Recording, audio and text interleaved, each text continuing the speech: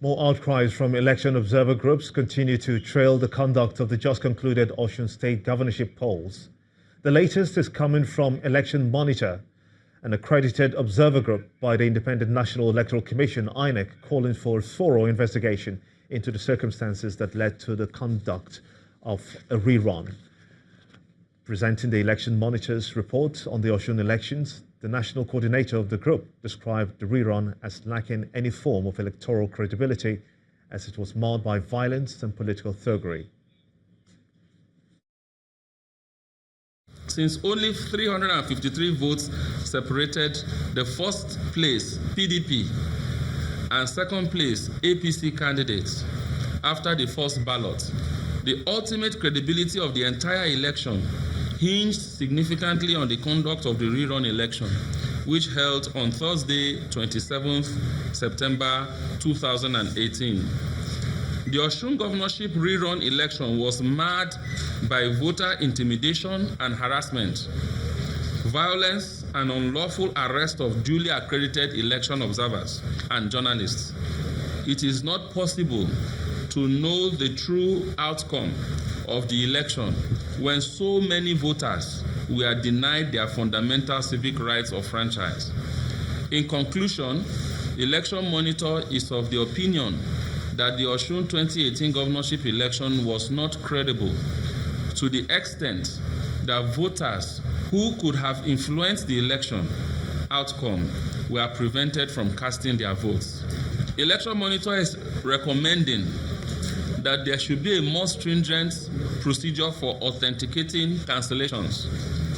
For increased transparency, Election Monitor recommends that a special form be created, especially to document cancellations of election in polling units. To the judiciary now, the Independent Corrupt Practices and Other Related Offences Commission has presented 2 more witnesses in the trial of the suspended Director General of the Securities and Exchange Commission, Mr. Mounir Gwarzo. One of the witnesses, Mr. Hassan Sidi, tendered bank documents belonging to Mr. Gwarzo showing the transfer of funds to his account. The second witness, Mr. Shodipo Olusheyi, a zonal commissioner in the ICPC who investigated Mr. Gwarzo, told the court that the former SEC DG gave himself a severance benefit to the tune of over 104 million naira, contrary to extant laws.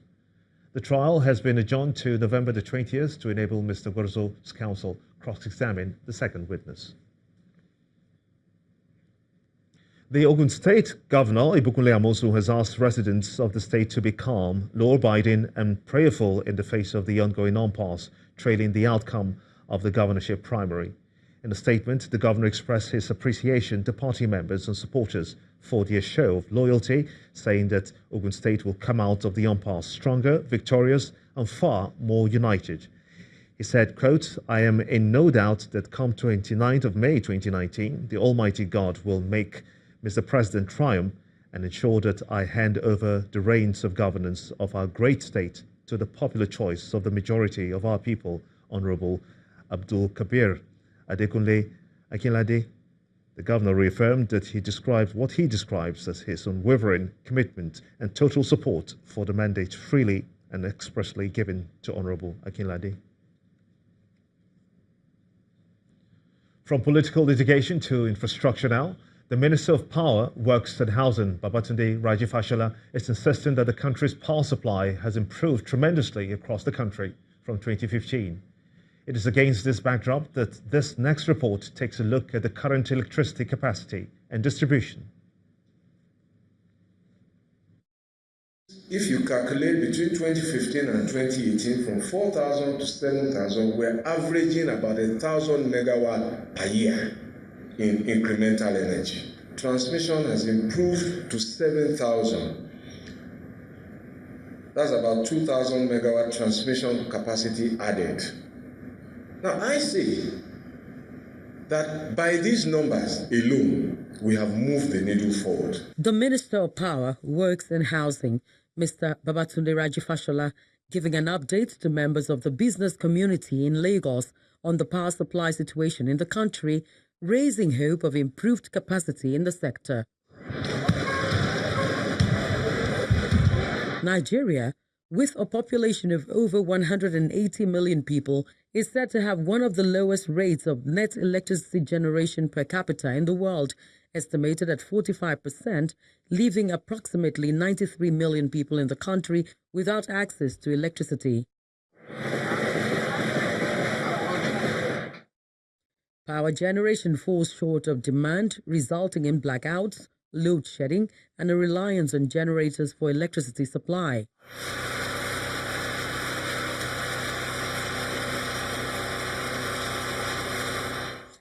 As part of measures to address this ugly situation, the federal government in 2013 sold its electricity generation companies, GENCOs, and distribution companies, DISCOs, to private owners under the 2005 Electric Power Sector Reform Act. The document required the unbundling of the state-owned Power Holding Company of Nigeria, Pt.2, which oversaw the GENCOs and DISCOs leading up to their full privatization, with the federal government retaining control over the Transmission Company of Nigeria, TCN. 5 years after, the challenge of inadequate electricity appears even more critical, with the power distribution companies threatening to quit the deal.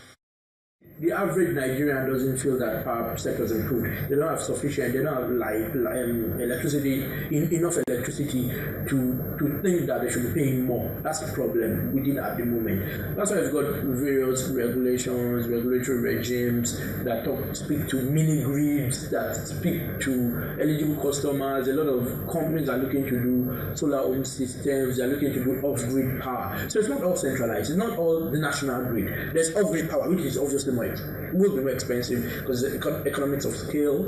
So the larger the number of people using that, the lower the price is because it's shared across. So then this is decentralized. It's not that it's more expensive, and at times there's weakness in the synergy between doing grid and doing off-grid, and issues around financing, and people say doing power business in Nigeria at the moment is not as bankable as it should be. So it all boils down to those challenges in the sector, and inability of consumers to pay or not wanting to pay, and issues around electricity theft all seem to go hand in hand.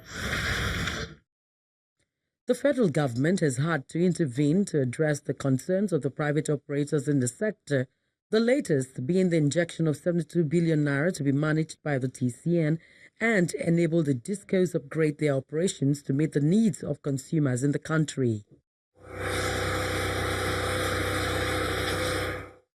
Whether that intervention by the federal government, as well as the various projections by the Minister of Power, will be enough to change the deplorable narrative in Nigeria's power supply debate in the nearest future remains to be seen.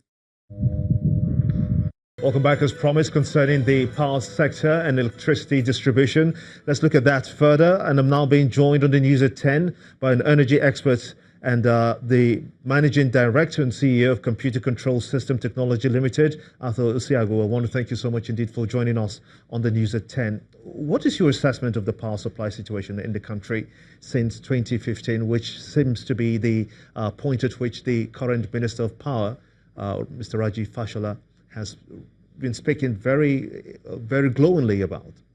Yeah, thank you, Gimba, for having me. I must state clearly that we're in a crisis. We're in a crisis because since 2005, when we had this Electricity Reform Act, we're thinking that 10 years, 12 years into it, it will be uhuru. But the way it is now is like nothing seems to be working. If you look at, by this time, 2015, we were generating a total of about 3,875 megawatts. Now, from 2015 till current today, we are generating only 3,746 megawatts. But it's very clear. The minister doesn't say so. No, he says we have 7,100 megawatts of electricity today, and he's expecting that the Manufacturers Association of Nigeria will uptake 2,000 of that 7,000 for use. Gimba, the taste of the pudding is in the eating.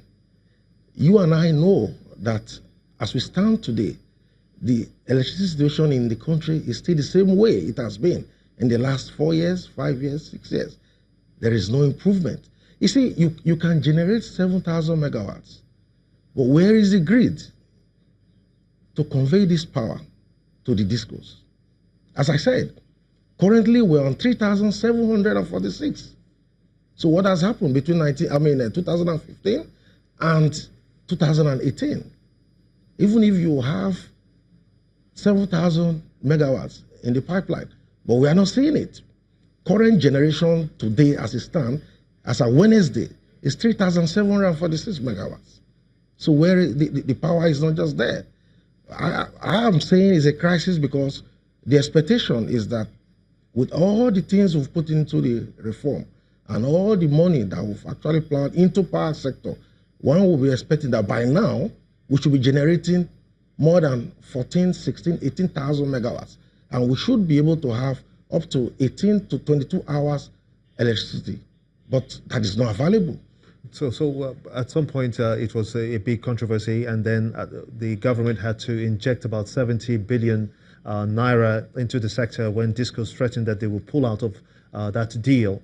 But what impact did that make in the system, considering that if the government was able to come to the rescue and inject that much in the system, we would have seen some difference?